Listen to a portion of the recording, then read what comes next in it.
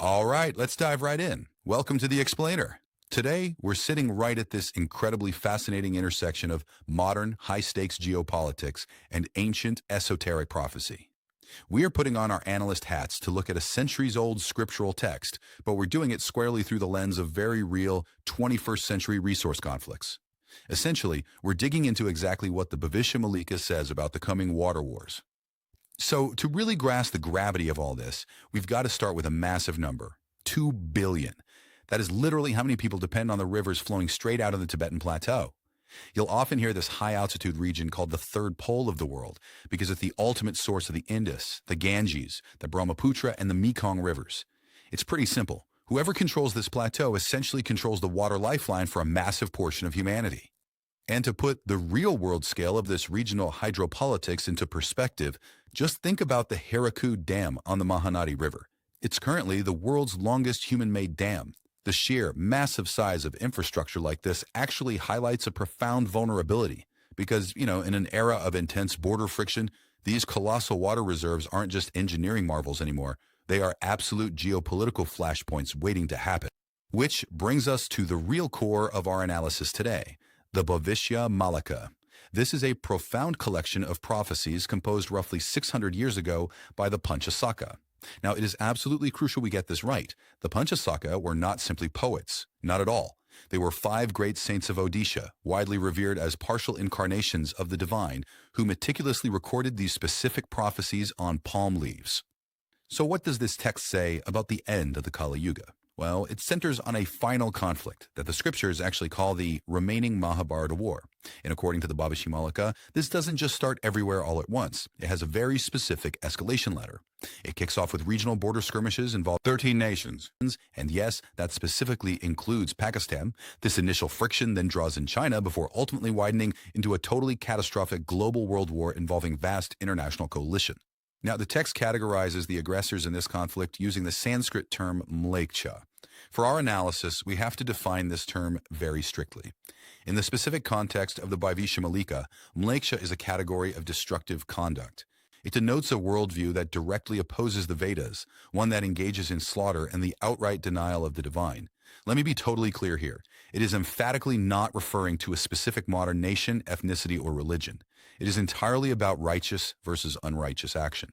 Okay, so here's where this geopolitical conflict hits a massive turning point. The aggressor, meaning the force moving against Dharma, will see their own high mountain river source territories suddenly struck by Bhoota.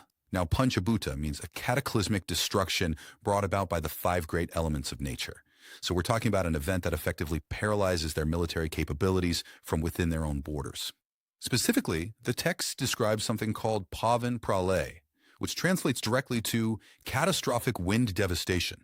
And this hits alongside severe, literally topography-altering earthquakes striking these mountain plateau regions.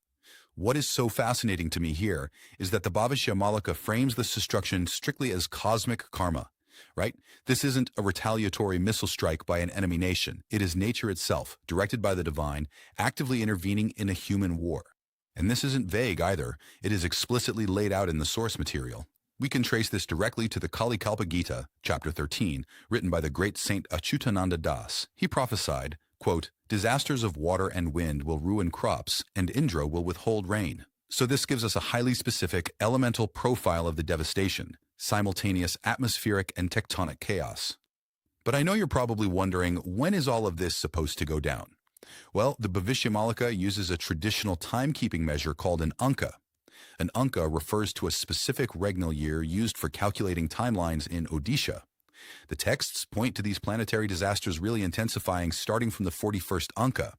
And when we do the math and decode this into our modern Gregorian calendar, we arrive at a pretty startling realization. The 41st Anka corresponds directly to the year 2024, literally right now. But the timeline actually gets even more specific with an astrological trigger. The texts state that the crisis worsens and the Lord assumes the mighty Kalki form during Meena Shani. This means the exact period when the planet Saturn enters the astrological sign of Pisces. And honestly, this is where the ancient ledger meets verified modern data. Saturn actually did enter Pisces on this exact date, March 29, 2025. It is a highly verifiable astronomical fact, and it aligns perfectly with the sequence of events outlined in those 600-year-old palm leaves. It's just a stunning convergence of ancient text and modern celestial mechanics. So as these physical water sources become fiercely contested or even destroyed, the Bhavishya Malika offers this really profound reframe. It introduces the concept of Trisandhya. You see, instead of requiring physical bathing in a river, which, let's face it, might be impossible in a time of catastrophic flooding or drought, Trisandhya is the spiritual practice of internally meditating on Ganga. Water completely transforms from a physical resource that could be dammed or weaponized into an internal, unbreakable spiritual refuge. Let's pivot to another highly specific geopolitical claim from the texts, this time from the Padma Kalpatika. It confidently prophesies that amid all this global famine and turmoil, a mighty ruler of Russia will actively seek the divine and covertly assist India in building crucial water infrastructure. We're talking specifically about bridges and reservoirs, happening around the year 2027. Actually, let's pause here for a second, because I want to emphasize some really crucial context.